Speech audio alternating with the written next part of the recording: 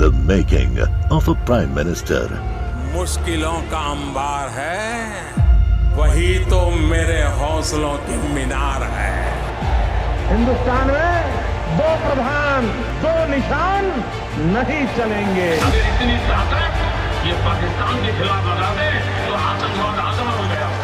हम चुनौतियों से टकरा रहे हैं। सर्जिकल स्ट्राइक और एयर स्ट्राइक करके नए भारत के सामर्थ्य का संदेश भी दे दिया है।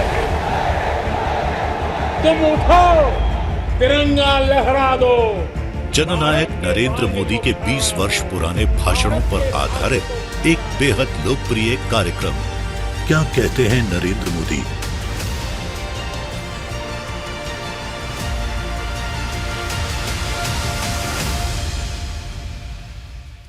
नमस्कार, मैं हूं आपके साथ मीमांसा मलिक। हमारे खास प्रोग्राम क्या कहते हैं नरेंद्र मोदी में आज हम आपको सुनवाएंगे पीएम मोदी का वो ऐतिहासिक भाषण जो उन्होंने 16 मई 2014 को अहमदाबाद में दिया। लोकसभा चुनाव में ऐतिहासिक जीत के बाद मोदी ने कहा कि गुजरात में मुझे उंगली पकड़कर चलना सिखाया है। मैं कहीं भी रहूं, गुजरातियों का हाथ मेरे ऊपर हमेशा रहेगा। मुझे जन मन में विश्वास पैदा करना है। मुझे जन जन को साथ लेकर के विकास की यात्रा में मेरे देशवासियों को जोड़ना है। और भाइयों बहनों, दुनिया की कोई ताकत नहीं है कि 125 करोड़ के देश को रोक सके। भाइयों, विकास में जन सामान्य को जोड़ करके, विकास से जन सामान्य का एजेंडा बना करके हमें 125 करोड़ देशवासियों को लेकर के आगे बढ़ना है। सभी राजनीतिक विचार के लोगों को आगे लेकर के चलना है। सभी राजनीतिक दलों को लेकर के चलना है। क्यों? ये भारत माता मोदी की अकेले की नहीं है। ये भारत माता अकेले भाजपा वालों की नहीं है। ये 125 करोड़ देशवासी ये हमारे मालिक है।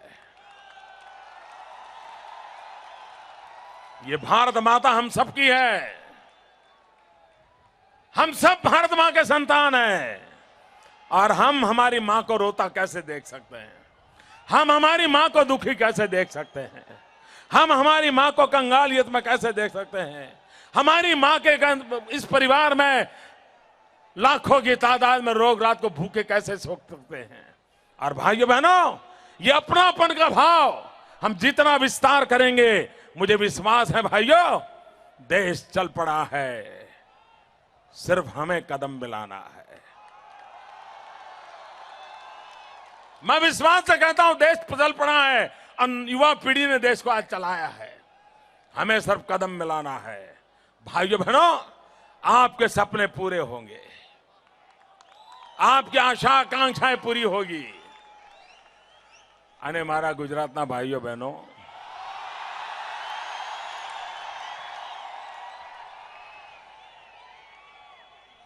તમારી છાતી ગજગજ ફૂલે ને એવું જ થશે।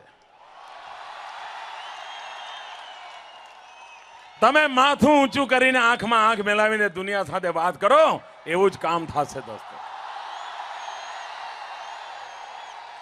એ જ ગૌરવથી કામ થશે। ભાઈઓ બહેનો, હું આપણે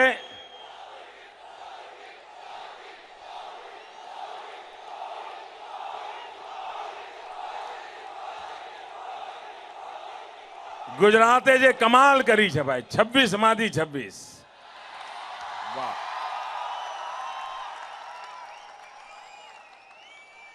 आज सुधी क्यारे 26 मादी 26 कोईना नसीब में नहीं आई।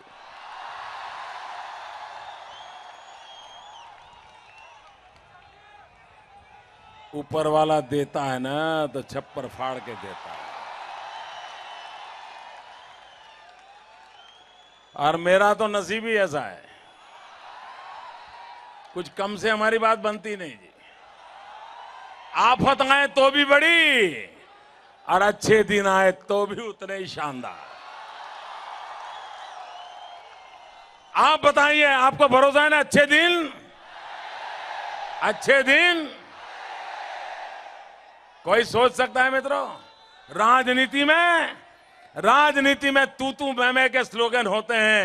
ये चुनाव बीजेपी ने अच्छे दिन आने वाले इस मुद्दे पर लड़ाई लड़ ली दोस्तों। क्योंकि देखिए, कुछ लोग कह रहे हैं ये चुनाव एंटी एस्टेब्लिशमेंट फैक्टर का था। एंटी एस्टेब्लिशमेंट कब होता है भाई? जब एस्टेब्लिशमेंट हो तब ना। मुझे बताइए जरा दोस्तों, यहां पढ़े लिखे नौजवान हैं, एंटी एस्टेब्लिशमेंट फैक्टर तब होता है जब कोई एस्टेब्लिशमेंट हो। ठीक है, अगर एस्टेब्लिशमेंट ही नहीं है तो एंटी एस्टेब्लिशमेंट होता है क्या?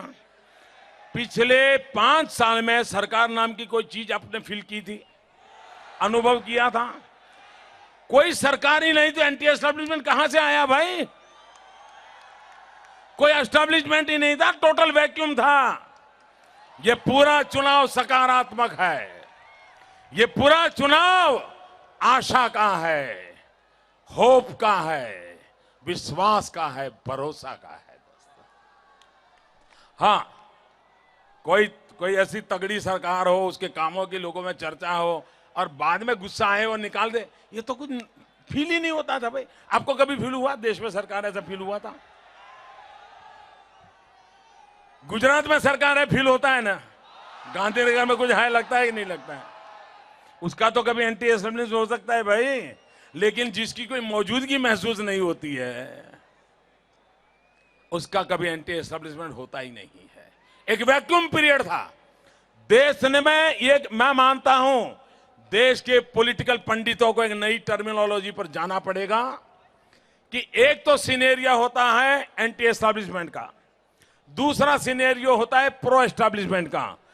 ये दोनों से ही तीसरा निकला भाई, और तीसरा ऐसा है जिसमें एक वैक्यूम पीरियड था। सरकार नाम का कोई अस्तित्व नहीं था, सरकार नाम की कोई महसूस नहीं हो रहा था।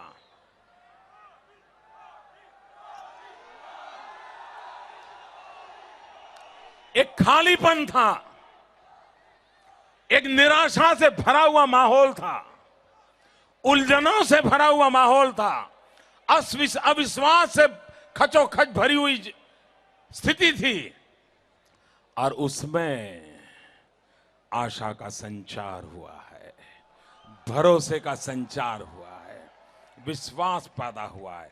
इसलिए पॉलिटिकल पंडित पिछले 15 चुनाव का आपका एनालिसिस करने के जो तराजू हैं वो तराजू बेकार है, छोड़ दीजिए उसको। नए सिरे से सोचिए, नए तरीके से सोचिए कि वैक्यूम पीरियड के बाद चुनाव आए लोग डिसीजन लें, उसको क्या कहेंगे? एंटी एस्टेब्लिशमेंट नहीं कह सकते उसको। मुझे विश्वास है पॉलिटिकल पंडित उस पर बहस करेंगे, इस तर्क पर चर्चा करेंगे, और इस खालीपन को भरने के लिए जनता ने किस प्रकार से आवाज उठाई है इसका ये प्रतीक है भाइयों। भाइयों बहनों, ये भारत के लोकतंत्र की विशेषता है, और भारत के लोकतंत्र की मैच्योरिटी देखिए। वरना मेरे जैसा व्यक्ति जिसके परिवार को कौन उठाएगा, कौन स्वीकार करेगा?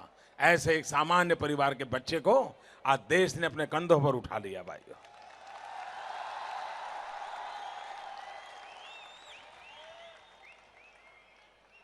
ये भारत के लोकतंत्र की ताकत है, और इसलिए हमारी लोकतंत्र के प्रति श्रद्धा और गहरी होनी चाहिए।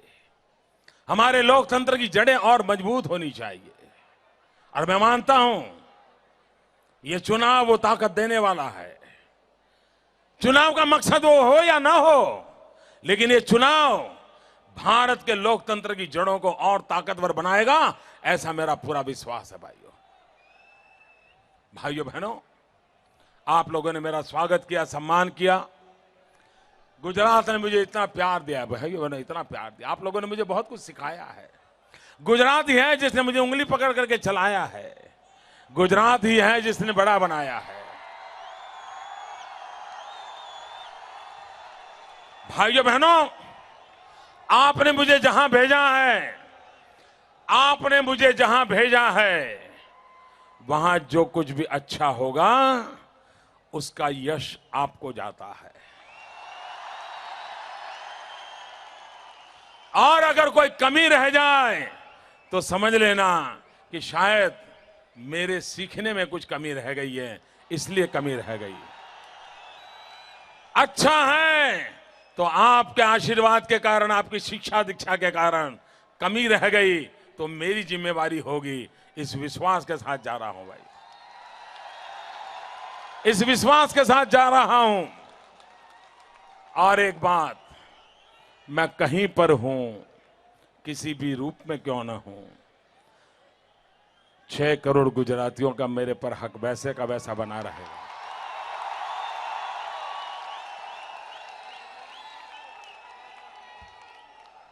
आप आवाज देने में हाजिर हो जाऊंगा, याद करना मैं मौजूद मिलूंगा,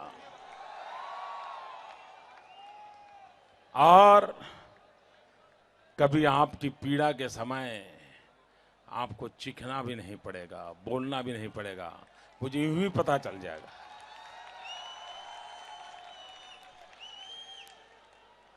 मुझे यूं ही पता चल जाएगा कि मेरे परिवार का कोई बीमार है, मुझे यूं ही पता चल जाएगा मेरे घर में कोई आफत आई है, और मैं आपका सिपाही हूं, मैं हाजिर हो जाऊंगा। और इसलिए मैं गुजरात को कभी कभी महसूस नहीं होने दूंगा भाइयों, क्योंकि आपने मुझे बनाया है। कोई भी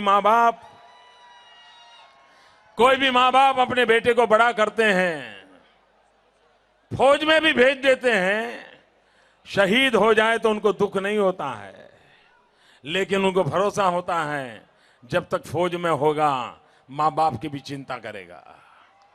भले वो भारत माँ के लिए लगा होगा, वैसे ही मैं भारत माँ की सेवा में लगूंगा, लेकिन आप ही तो मेरे माँ बाप है।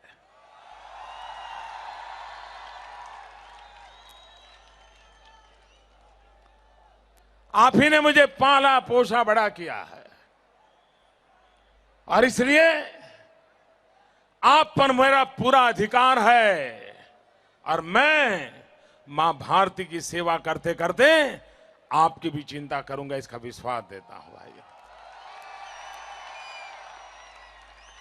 और गुजरात ने अपनी विकास यात्रा को आगे बढ़ाया है और तेजी से आगे बढ़ाएगा। पूरे हिंदुस्तान के सपनों को पूरा करने के लिए गुजरात का जो जिम्मा होगा वो गुजरात पूरा करेगा, ये मुझे पूरा विश्वास है। जो लोग गुजरात को समझ नहीं पाते, हम प्रारंभ से एक मंत्र बोल रहे हैं। हम कहते हैं, हम बहुत पहले दिन से सूत्र बोलते थे, आज बोल रहे ऐसा नहीं। हम कहते थे भारत के विकास के लिए गुजरात का विकास, ये बोलते थे हम। ये दायित्व गुजरात हमेशा निभाता रहेगा। हिंदुस्तान के किसी भी कोने में अगर कष्ट है तो गुजरात सबसे पहले दौड़ेगा। क्यों? ये देश हमारा है, उसका हर कोना हमारा है, हर परिवार हमारा है, और उसकी भलाई करना ये हमारा दायित्व है। भाइयों बहनों, इसलिए मैं कहता हूं आपका अभी अबाधित अधिकार है, लेकिन अब 6 करोड़ से 125 करोड़ की ओर मुझे यात्रा करनी है।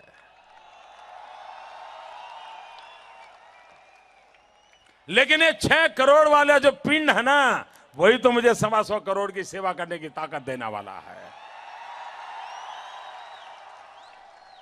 आप ही मेरी ऊर्जा है, आप ही मेरी प्रेरणा है, आप ही मेरा पुरुषार्थ है, आप ही मेरी ताकत है।